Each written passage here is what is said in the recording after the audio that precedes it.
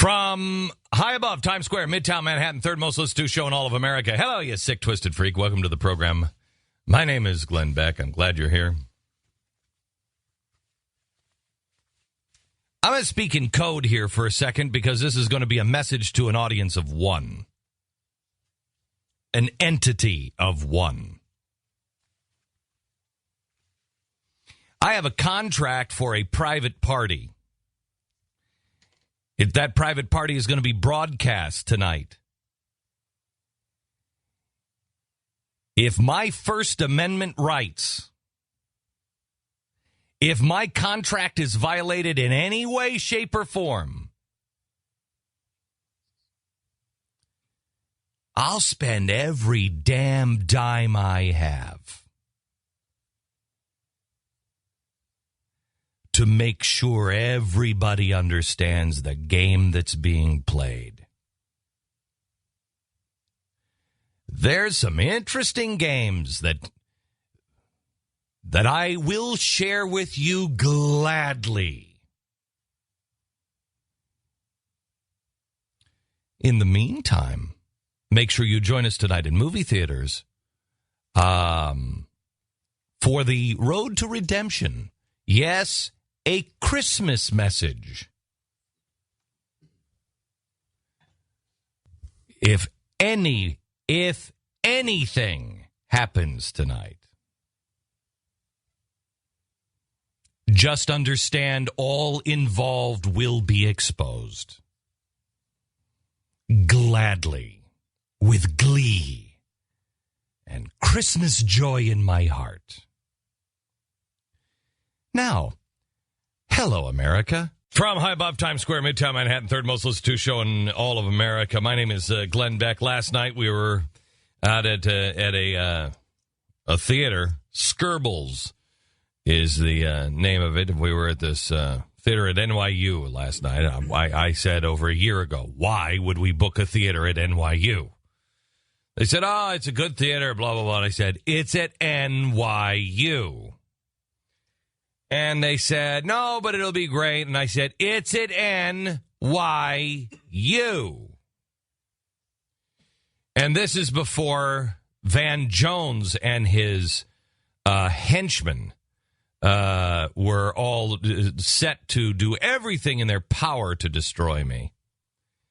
I just report the facts. They're in the politics of destruction. And so we thought, this is going to be a nightmare. And as it turns out, it wasn't. Well, it was a nightmare because it's at NYU. It was a nice theater, though. It was a great theater. They were right about that. It was beautiful. It's very nice. I just thought it was a great theater. I thought the NYU security was great. But they had a big meeting, what was it, the day before yesterday. Didn't even invite the guy who signed the contract for me. We rented the theater. It was a private party. We didn't invite anybody because we knew it was at NYU.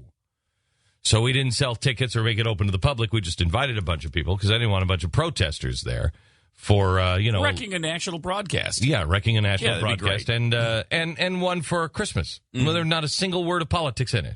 Well, you had that controversial position of you should seek redemption. That's just, wow. That's ridiculous. Well, it's at NYU. There was that controversial, philosophy of there is a God. Well, but there was that. Yeah. So there was a lot of that. So there was they had this meeting. They had all these people come. And they didn't even invite. They invited my security chief, and that's it. But there were like a whole room full of people, and they were talking about the First Amendment rights. This is the day before the broadcast, and luckily one of my guys found out about it, and he showed up and he said, "What the hell are you even talking about First Amendment rights? Did we not rent this private hall? Did we not? Isn't this by invitation only? What do you mean First Amendment rights? Well, if somebody happens to get into the building and they want to be heard, then we're not going to." You mean like they do for Barack Obama and Hillary Clinton to everybody else? Yeah. Who has a little problem. They're not ushered out immediately? Yeah. So the protesters gathered last night. All of them had been, I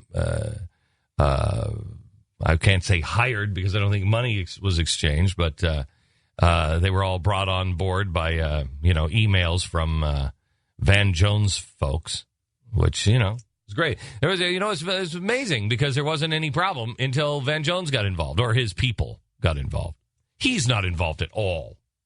No, not at all. Nothing to do with anything. Nope. He's never even heard of any organization. No, any organization, Never. none. If he happened to found an organization, whatsoever. it was blind. He didn't even know it existed when he created it. There was no pressure put on them or union pressure put on others. None. No These protests are completely organic. Look, I normally wouldn't support, ridiculous idiots that have nothing to do protesting a Christmas story. Yeah. But when it's so hateful, when you're the topic, when you're talking about whether God can give you redemption through the holidays, when you get to that sort of hatred, I know. when you get to that disgusting, you have to do everything you can to stop it. You have to stop it. It is amazing because I talk to some people who are extraordinarily liberal because I have really good liberal friends. Very, very, very,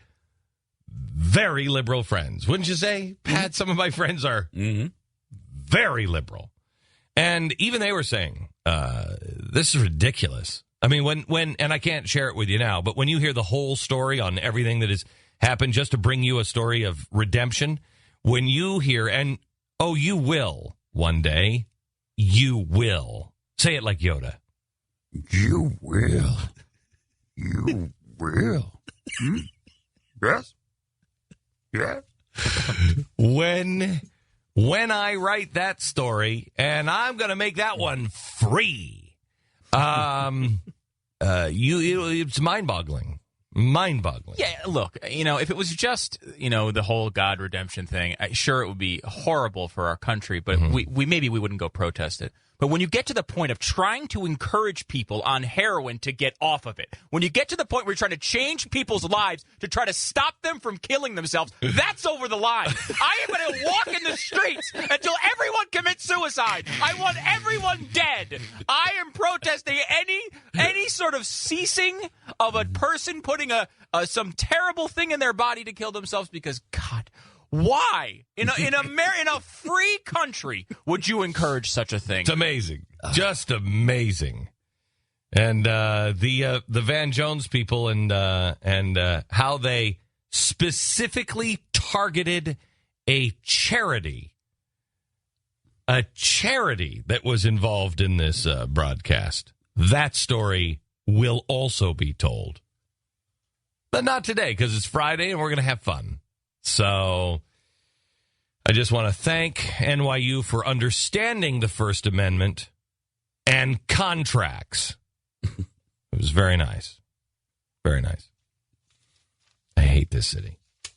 Did I say that out loud? Things went well, though, right? I mean, no, things you didn't seem go very negative. No, you know what it is? You know what it is? These people were out protesting that I should move. These are college students. I'm so sick and tired of people who are trying to tell me about diversity and their First Amendment right to free speech. They tell me all the time, this guy. First of all, I'm a Holocaust denier. I'm a Holocaust denier. Really? I didn't know that. Don't you think that the ADL might be a little upset with people who say you're a Holocaust denier when you're talking about global warming? Isn't that a little upsetting to maybe the ADL? I'm going to go with no on that. I would go with no on that, yeah. Except I'm somehow or another tied in by calling Barack Obama Hitler, which I don't believe I ever have. I'm pretty sure. Yeah, I think I would remember that one. Don't think I've ever called him Hitler. And I'm called by these people Hitler all the time. And yet nobody seems to have a problem with that. And I'm not stopping them on their free speech. You want to call me Hitler? Fine. You make yourself out to be absolutely ridiculous, but fine. Why would I stop you from doing that? You'll be exposed as an idiot. Well, you are German. Oh, my gosh, I forgot all about that. Oh, my. Forget I said that. We've got to shut them down. I didn't remember I was German. At one time, your hair was blonde? Blue eyes. Blue eyes. You see what's happening here? My gosh. I am the most dangerous man in America. They're right. And what do you do with the most dangerous man in America? You silence them. You silence them. Do whatever you have to do to silence them. Get them to shut up. That's what you have to get them to shut up. Oh, boy, that sounds strangely like Hitler, doesn't it? You just compared somebody to Hitler. See? You do it too. So ridiculous. It's like, I just don't understand the mentality of going out in the middle of a Christmas show to try to protest someone who's got a bunch of people who have turned their lives around because of redemption. People don't ever listen. I saw a report